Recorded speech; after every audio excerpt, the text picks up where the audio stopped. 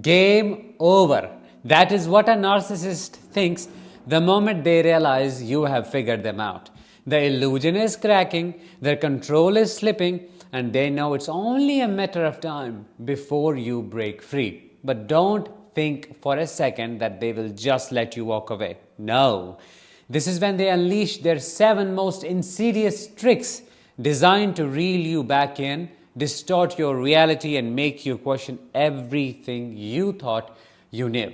Most people never talk about what really happens when a narcissist senses your awakening, when they realize you are waking up from the coma of cognitive dissonance. Nobody talks about the energetic pull, the strategic admission of the narcissist's mistakes, the psychological games they play that are designed to keep you trapped. But today we are breaking it down, because once you recognize these tricks, you can defeat them when they make their last move.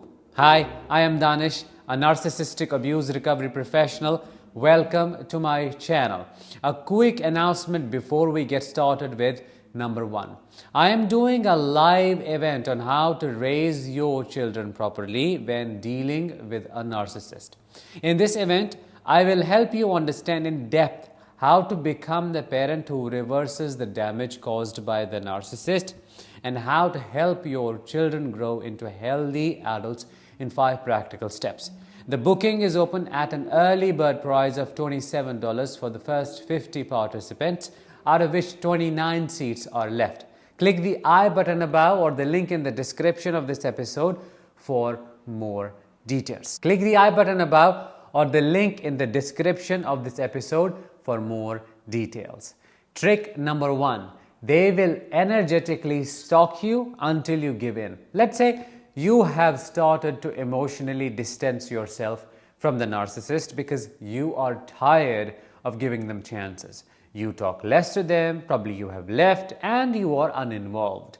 Suddenly, they are in your head 24/7. We call it rumination. You dream about them.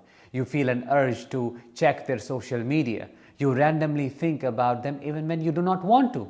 This isn't just trauma bonding or withdrawal from that relationship. It is energetic stalking. How? Well, narcissists do not just control with words and actions. They control through energy. When they realize you are slipping away, they start obsessively thinking about you, mentally pulling at you, visualizing you reaching out, and emotionally tethering themselves to you in a way that you can feel. Call it negative or evil manifestation, but it works. I have seen it happen. If you are intuitive, sensitive, or emotionally connected to them still, you will pick up on it. You will start second guessing your decision. You will mistake their energetic pull for your unresolved feelings. And if that does not work, they will post good memories designed to put you back under their spell and forget what you actually know about them. For instance, they will keep adding music to the playlist you may still share on Spotify to elicit strong emotions that can keep an opening to your life intact. Trick number 2. They will lure you into the trap of pseudo admission. See, a psychopathic narcissist, also called a malignant narcissist, will admit his or her mistakes, but only in a way that keeps you hooked. They know that you have been desperately waiting for them to take responsibility. They save this card for the last moments to buy time and to create confusion. They may say things like, "Oh, I know I wasn't the best partner. I have made so many mistakes. I see that now." And in that moment, your guard drops. You think, maybe they have finally changed. Maybe all the pain was worth it. That's exactly what they want you to think. They want you to believe that the sun has risen from the west and a miracle has happened.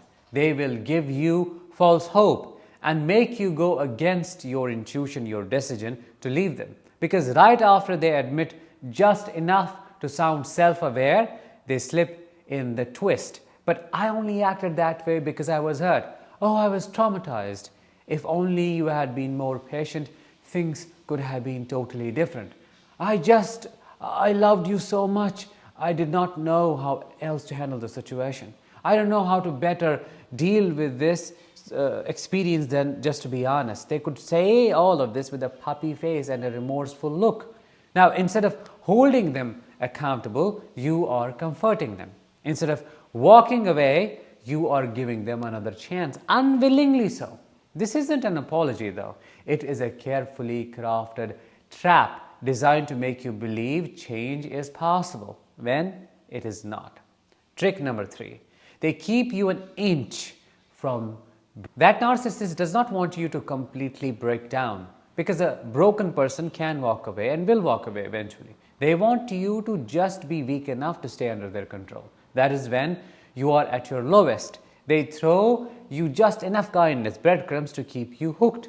Right when you're about to leave, they suddenly become sweet again. Right when you hit rock bottom, they give you a moment of relief. They let you breathe. Right when you're done, they play the victim so you feel guilty. They never let you fully detach, and that is their biggest move. They keep you running on just enough hope, just enough guilt, just enough confusion so you stay. And if you're not aware of what's going on, you will keep holding on to them, thinking maybe I'm the one who is giving up on them too soon. Trick number 4.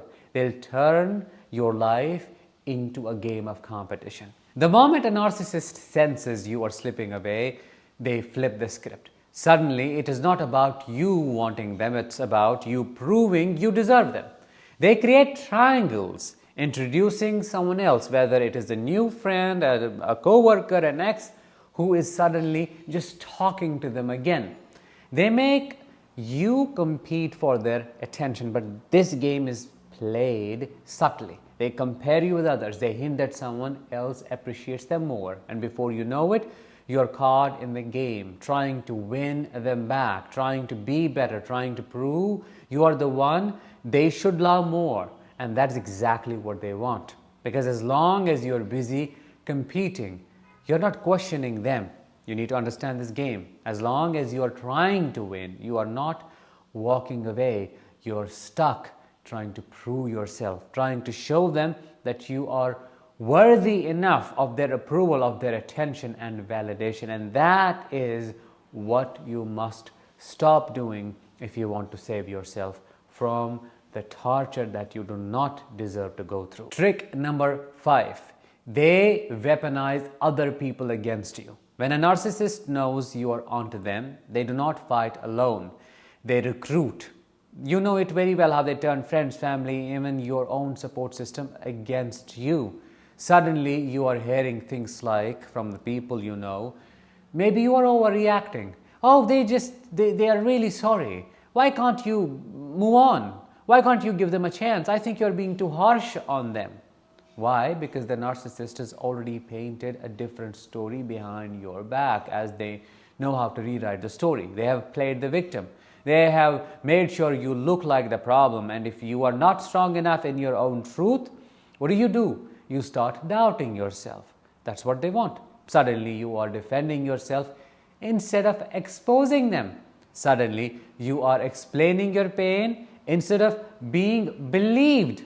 And that is how they keep you isolated, especially towards the end, by making sure the world around you sees them differently than you do. Trick number 6, fake spiritual growth and the illusion of change. This is one of the worst. When a narcissist feels you are moving away, they reinvent themselves all of a sudden, but not in a real way. Suddenly, they're all about self-improvement. They're reading books on healing, going to therapy, talking to God, literally. They quote spiritual wisdom, acting like they are on this deep journey of transformation. They might say shit like, you know what, last night God talked to me. And that's when I realized I have a mission in this life, and my mission is to love you. My mission is to save this family. And they will say it with full on confidence. You won't think for a second that they are lying to you, that it is a performance. They will make you believe it is real. Now, if you are someone who believes in growth and second chances, this pulls you back in. You think maybe this time God has intervened. Maybe it will be different. Maybe they're actually changing. Maybe their soul is waking up, coming back. No, they're performing. They're using the language of healing and spirituality without actually doing the work, because real change, it doesn't happen over time. It takes time, it takes consistency, it takes accountability. Where is any of that? That narcissist, they do not want to change. They just want to buy time. They just want to use your empathy against you. Why? Because they want to keep you trapped. Trick number 7 and the last one. They self-destroy. If all else fails, if they feel like they are truly losing control, a narcissist will self-destruct right in front of you. They will do something really extreme, spiral into a crisis, threaten harm, lose their mind in some dramatic way, just to make you feel guilty for leaving. They will make you feel like you are the only one who can save them. I call that moral burdening. They make you think if you walk away now, something terrible will happen to them. And that is how they keep you, through fear, through obligation, through manipulating your sympathy. Now, how do you win in this situation? You do not engage. You do not explain. You do not try to prove anything.